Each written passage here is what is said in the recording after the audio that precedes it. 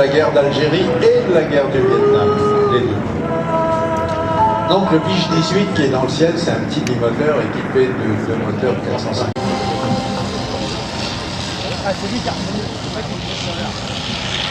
L'avion est piloté par Jean-Pierre Lafille, qui est presque aussi âgé que l'avion, mais enfin non, quand même, c'est un jeune à côté de l'avion.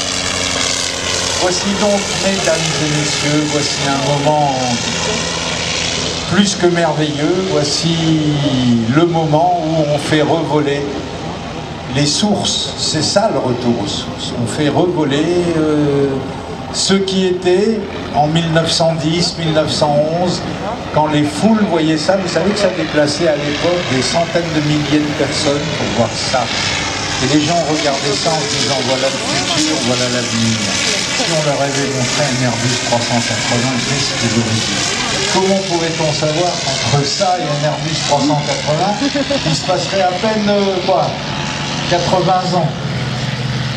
Voici donc le Blériot 11 de Monsieur Pégou. Voici l'avion.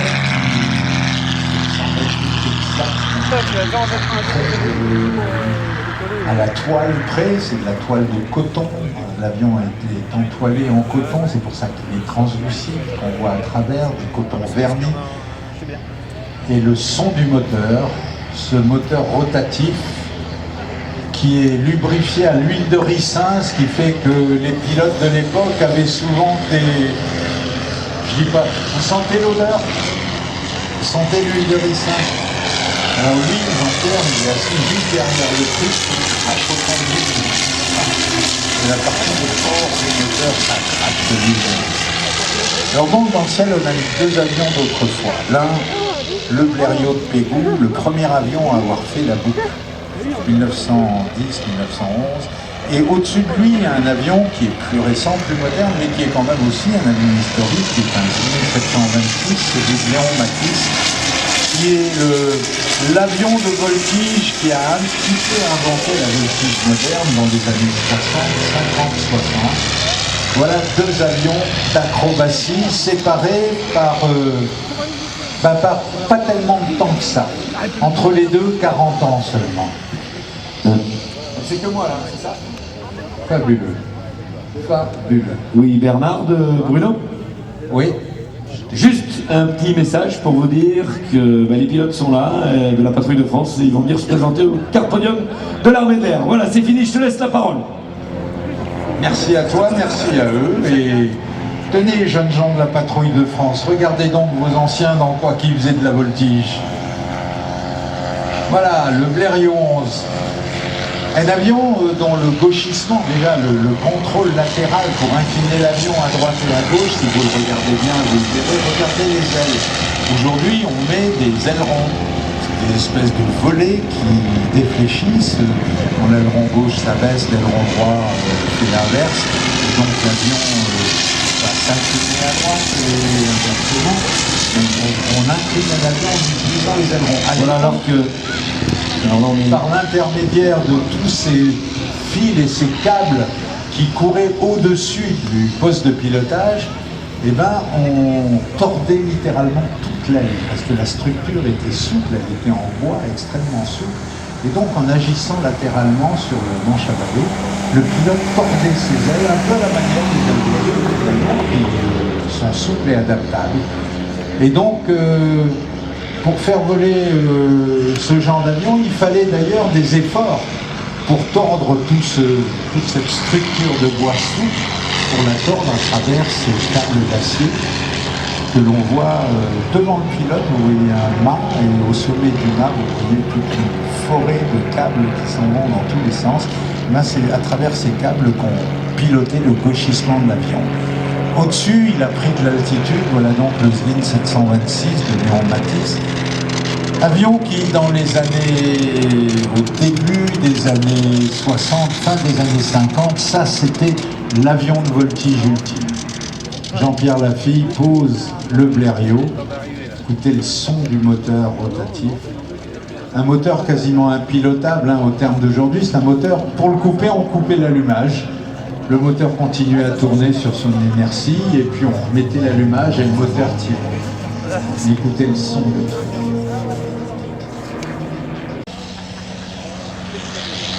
Ça, c'est la cerise sur le gâteau, mais il y a eu un beau meeting aérien cet après-midi.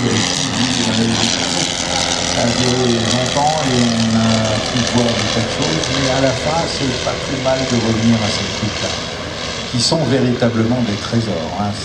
Bon, évidemment, ils feront rien de spectaculaire, ils vont pas faire de voltige, rien du tout, mais déjà, rien que le fait qu'ils volent encore, et qui démontre en volant encore que oui, finalement, ils volaient déjà pas si mal que ça. Sauf que la première fois que vous faites un tour de Morane 138, vous êtes dans l'avion, vous, petit pilote moderne, et vous dites, oh, mais qu'est-ce que le fils de ma maman fait là-dedans? Ça vole, ouais. Et ça vous permet au passage de dire, eh ben, les anciens, ils avaient quand même, ils en avaient.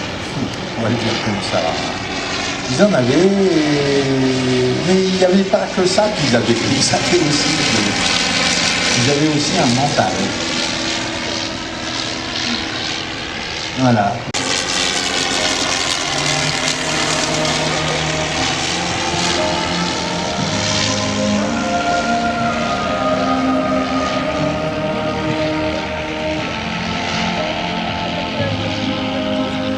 Belle histoire. On est très nombreux ici à y avoir participé à un titre ou à un autre, à avoir fait voler des avions, à avoir travaillé sur des avions, à avoir imaginé des avions, construit des avions, entretenu des avions.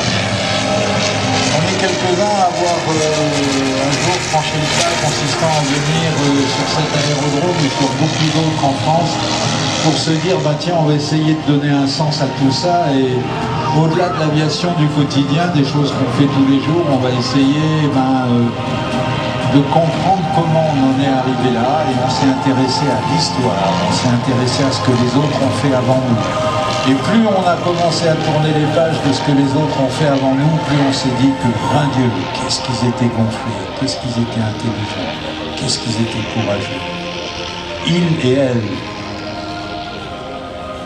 Parce que là-dedans, c'est une histoire, c'est assez amusant quand on fait de l'aviation pour de vrai. Hein, c'est très étonnant de découvrir que finalement, vous savez, quand on vous dit « Oh, c'est un truc de mec, l'aviation, c'est des conneries », on a tous des femmes dans nos avions depuis le début. Ah merde, t'as loupé. Moi, l'instructeur qui m'a appris la voltige s'appelait Hélène. Et je l'adore. Et qu'est-ce qu'elle m'a appris comme belle chose. Et il y a des tas de gens qui ont vécu des vies pas idiotes avec des avions autrefois. Et leurs avions, on les a là, on les a avec nous, et donc en les remettant en l'air, en se mettant dans les sièges qu'ils ont occupés, en tenant les commandes qu'ils ont tenues, et on retrouve un petit peu leur histoire, leur aventure, on comprend qui ils étaient, et ça c'est vachement important parce que arriver à ça, à changer le monde en l'espace de même pas un siècle, à faire en sorte que tout le monde puisse se rendre d'un bout à l'autre d'une planète qui est ronde, c'est-à-dire qu'on en fasse le tour finalement. Si vous prenez votre Airbus 380, vous décollez. Tiens, là Roland Garros, il arrive Roland Garros. Il y a 100 ans cette année, il a traversé la Méditerranée et voilà à quoi ça ressemblait l'arrivée de Roland Garros à Bizerte. Quand il est arrivé au-dessus de Bizerte, dans cet avion, faisant ce bruit-là, il y avait des gens en bas qui ne pouvaient même plus respirer tellement ils pleuraient, tellement ils étaient émus. Il y avait 8 heures qu'il était en l'air, dans ce machin bizarroïde. À 100 km/h de moyenne, il avait traversé la Méditerranée depuis Toulon. Enfin, très juste. Et donc ce jeune homme qui, personne n'avait une énorme expérience, cet embryon de pilote avait réussi quand même à traverser la Méditerranée. Avec des neurones, en se servant de sa tête, en se servant également de ses mains et de ses pieds. Il avait même pété un ressort de soupape au-dessus de la Corse, ça avait fait un grand bang, mais comme ça continuait à tourner, il ne s'était pas trop posé la question, en se disant de toute façon qu'il ne saurait pas où se poser au-dessous, et que tant qu'à faire, puisque ça continuait, autant continuer. Il avait continué à respirer son huile de ricin, à se rendre malade, parce que je vous rappelle que l'huile de ricin, ça a des vertus laxatives pas tristes.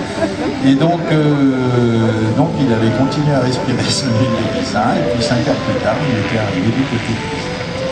Et donc, ceux qui l'attendaient à Bizerte, parce qu'on l'attendait à Bizerte, avaient vu ce spectacle phénoménal de ce petit avion en train d'arriver, comme ça, bien tranquille, bien droit, bien droit. Vous savez qu'il était en train de voir l'histoire. Merci Roland. Au passage, je vous indique évidemment, comme vous le savez, dans quelques temps, enfin très peu de temps, aura lieu le tournoi de Roland Garros et que évidemment Roland Garros, qui n'était pas un tennisman, sera quand même présent chez lui au stade qui porte son nom parce qu'on espère bien avoir l'autorisation de faire voler cet avion-là au-dessus du stade le jour de la finale. Ça serait chic, ça aurait de la gueule.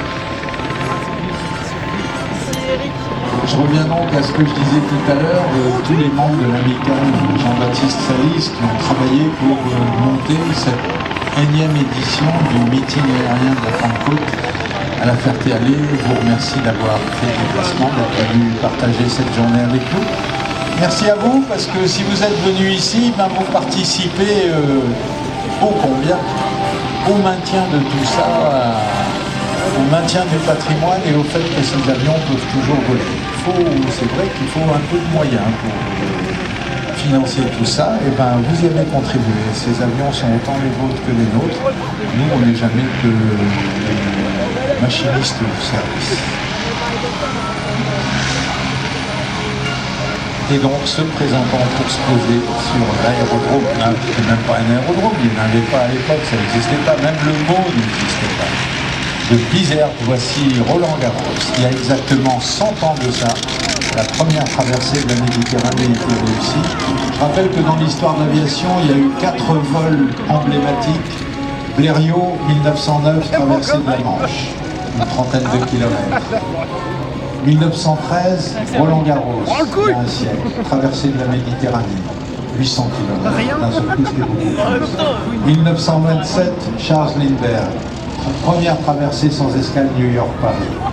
Et là, c'était 33h30 de vol seul à bord et tout l'océan Atlantique sous les ailes.